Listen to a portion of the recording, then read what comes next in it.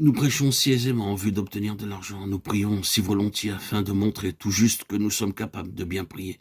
Que de fois nous accomplissons des choses pour montrer que nous sommes bons, justes, charitables. Si nous agissons simplement pour être vus des hommes, Dieu n'acceptera pas ce que nous faisons. Lorsque nous travaillons pour Dieu selon le plan divin et dans la puissance de la nature divine, nous assemblons de l'or pour sa construction. C'est notre privilège d'apporter l'or de la nouvelle création dans la cité céleste. L'argent parle de la rédemption. Vous vous rappelez que notre Seigneur fut vendu pour 30 pièces d'argent. C'était le prix d'un esclave. Notre Seigneur fut vendu pour le prix d'un esclave par son propre disciple. Il se donna entièrement lui-même pour que nous puissions devenir sa propriété. Le chef des prêtres ne donna que 30 pièces d'argent pour lui, mais lui donna sa propre vie pour nous sauver. Chaque fois que vous voyez l'argent dans le tabernacle, il nous parle de la rédemption, du prix payé par notre Seigneur pour notre salut. Lors de notre nouvelle naissance, nous devenons la possession rachetée du Seigneur Jésus-Christ. Maintenant, nos esprits et nos corps lui appartiennent. Nous avons été rachetés à un grand prix. 1 Corinthiens 6, 20. Je ne peux pas dire plus longtemps que mes mains, mes pieds, mes lèvres, mes yeux m'appartiennent. Ils appartiennent au Seigneur Jésus-Christ parce qu'il m'a racheté et a payé avec son propre sang. 1 Pierre 1, 18, 19. Nos corps sont le temple du Saint-Esprit. 1 Corinthiens 6, 19. C'est pourquoi nous devons glorifier Dieu avec eux, par notre habillement, nos habitudes, nos manières, notre langage. 1 Thessaloniciens 4, 4, 5. 1 Timothée 2, 9, 10. C'est de l'argent pur.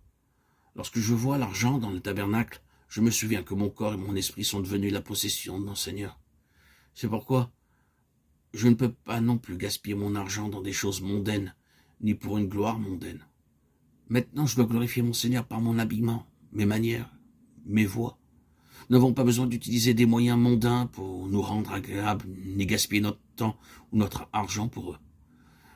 La sainteté et la pureté de Dieu que nous exprimons surpassent n'importe quelle autre beauté. 1 Pierre 3, 3, 4. En glorifiant ainsi notre Seigneur, nous amassons de l'argent qui sera utilisé dans les cieux pour la création céleste. Bien que tout ceci, nous ne le réalisions pas. C'est le privilège de chaque croyant d'apporter l'argent à la maison de Dieu. Les reins parlent du jugement. Vous vous souvenez que notre Seigneur parla à Nicodème du serpent d'airain dans le désert? Jean 3, 14. Comparé avec Nombre 21, 9 et 2 Rois 18, 4. Le peuple commença à murmurer dans le désert. Aussi des serpents brûlants furent envoyés pour les punir. Alors Moïse commanda de fabriquer un serpent d'airain. Tous ceux qui le regarderaient auraient la vie sauve. Nombre 21, 5, 9. Un jour, hélas, le peuple commença à penser qu'il y avait quelque chose de magique dans le serpent d'airain. Alors ils se mirent à lui brûler de l'encens. Finalement, le serpent d'airain fut mis en pièces et jeté au loin. 2 Rois 18, 4.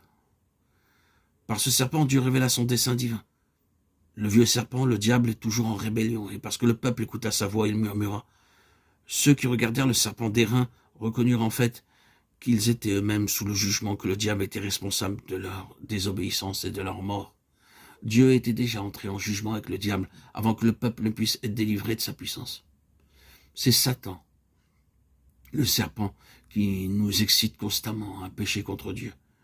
Le Seigneur Jésus-Christ dit « Et comme Moïse éleva le serpent dans le désert, il faut de même que le Fils de l'homme soit élevé. » Jean 3, 14. Comme Fils de l'homme, notre Seigneur mourut à notre place sur la croix, le lieu du jugement et de la malédiction, afin de juger Satan et de le punir, lui qui nous a affligés en nous rendant désobéissants et rebelles à Dieu. Par sa croix, notre Seigneur Jésus-Christ a vaincu notre ennemi. Il l'a écrasé. Et par la foi, nous avons la victoire en lui.